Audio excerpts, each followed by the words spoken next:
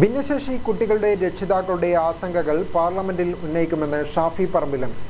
തങ്ങളുടെ കാലശേഷം മക്കളെ ആര് നോക്കുമെന്ന ആശങ്കകളും രക്ഷിതാക്കൾക്കുണ്ടെന്നും ഷാഫി പറമ്പിൽ എം.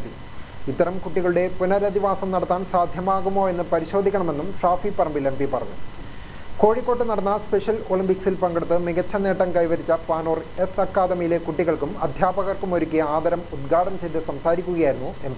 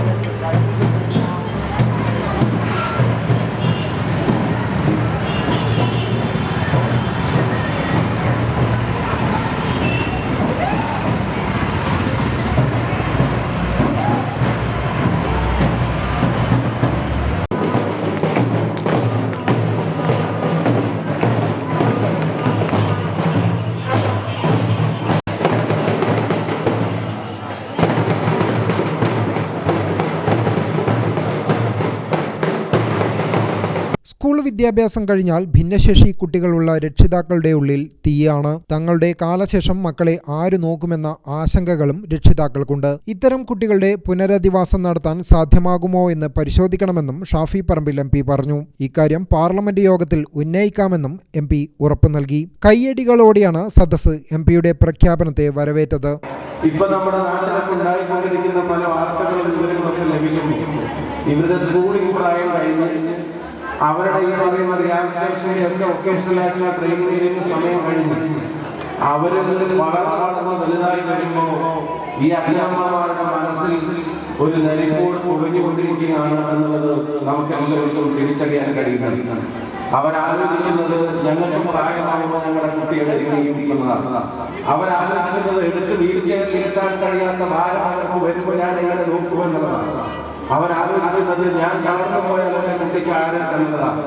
ഞാൻ ഉറച്ചു പറയാൻ ആഗ്രഹിക്കുന്നു, ആ കൺസേൺ നിങ്ങളുടെ ആശങ്ക അത് കൃത്യമായി ഇന്ത്യൻ പാർലമെന്റിൽ അവതരിപ്പിക്കാനുള്ള ഉത്തരവാദിത്വം കൂടിയാണ് ഈ എം പി ഇത്തരം രക്ഷിതാക്കളുമായി സംസാരിച്ചുകൊണ്ടിരിക്കുകയാണ്.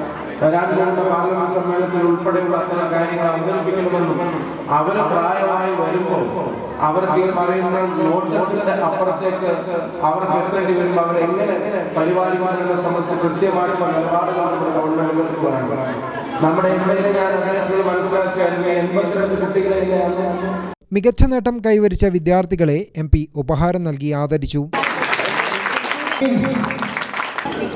Short put first prize, first prize Afifa, softball second prize Zakir,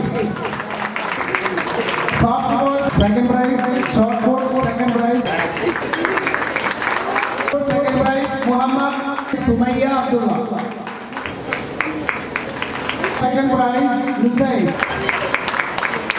softball third prize Akmali, Jahin Nasir,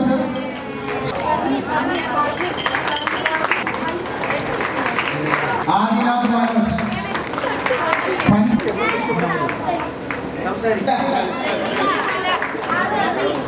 Nihamiya,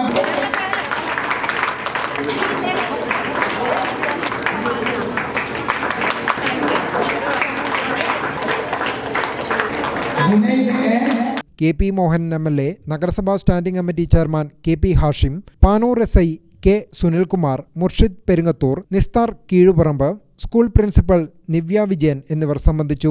academy ചെയർമാനായ ബാലിയിൽ ഷെയ്ഖിനെ എം. MLAയും ഷാൾ അണിയിച്ച് ആദരിച്ചു. എസ് അക്കാദമിയിലെ വിദ്യാർത്ഥി വരച്ച എം.